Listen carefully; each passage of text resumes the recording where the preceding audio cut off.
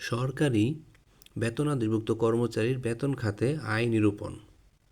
সরকারি বেতন আদেশভুক্ত কর্মচারীর বেতন ভাতাদির ক্ষেত্রে আয় গণনার জন্য ইতিপূর্বে জারিকৃত প্রজ্ঞাপন ২১১ আইন আয়কর ২০১৭ তারিখ ২১ জুন ২০১৭ খ্রিস্টাব্দ রহিত কর্মে এসআরও নম্বর ২২৫ আইন আয়কর ৭/২০২৩ তারিখ ১৩ জুলাই ২০২৩ খ্রিস্টাব্দ জারি করা হয়েছে।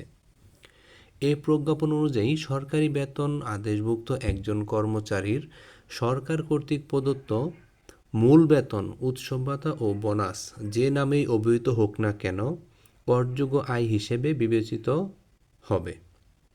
অবসরকালে প্রদত্ত লাম গ্র্যান্ট সহ কেবল সরকারি বেতন আদেশসমূহে উল্লিখিত নিম্নবর্ণিত ভাতা ও সুবিধাদি করমুক্ত থাকবে। অর্থাৎ এই যে এখানে যে বক্সটা আছে এই বক্সের সুবিধাগুলো করমুক্ত থাকবে। কি কি সুবিধা?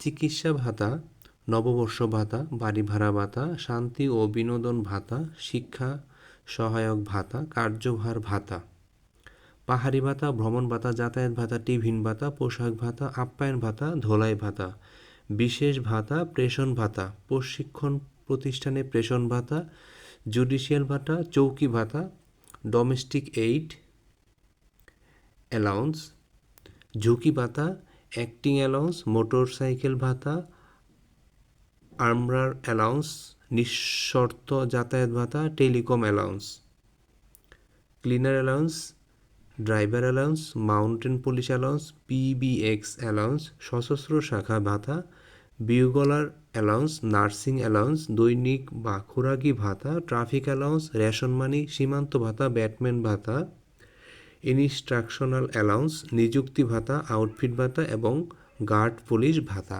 এগুলো আমরা দেখলাম এই বক্সের তথ্যগুলো করমুক্ত থাকবে। আমরা একটু নিচে দেখলেই বুঝতে পারবো। উক্ত প্রজ্ঞাপনের সুবিধাভোগী করদাতাগণের ক্ষেত্রে উপর্যুক্ত বক্সে উল্লেখিত বেতন ও ভাতার সময় কেবল করমুক্ত। অর্থাৎ এখানে যে ভাতা, বেতন ভাতা শুধু এইটাই কিন্তু করমুক্ত। এতদ্ব্যতীত উক্ত প্রজ্ঞাপনের সুবিধাভোগী করদাতাগণ অন্য যা কিছু প্রাপ্ত হন না কেন তা করযোগ্য হবে এবং উক্ত করদাতাগণ ষষ্ঠ তফসিলের দফা ২৭-এর সুবিধা প্রাপ্য হবেন না। অর্থাৎ মূল বেতনের 1/3 এবং অথবা 4,50,000 যেটি কম এটা কর অব্যাহতি পাবেন, সেটা কিন্তু এই ক্ষেত্রে প্রযোজ্য হবে না। আরেকটা জিনিস খেয়াল রাখতে হবে, এই বক্সের বাইরে যদি কোনো সুবিধা পেয়ে থাকেন একজন সরকারি বেতন আদেশভুক্ত কর্মচারী হলেও তিনি কিন্তু ওই আয়গুলোর ওপর তাকে কর দিতে হবে। এটাই ছিল এখান থেকে শেখার বিষয়। ধন্যবাদ সবাই।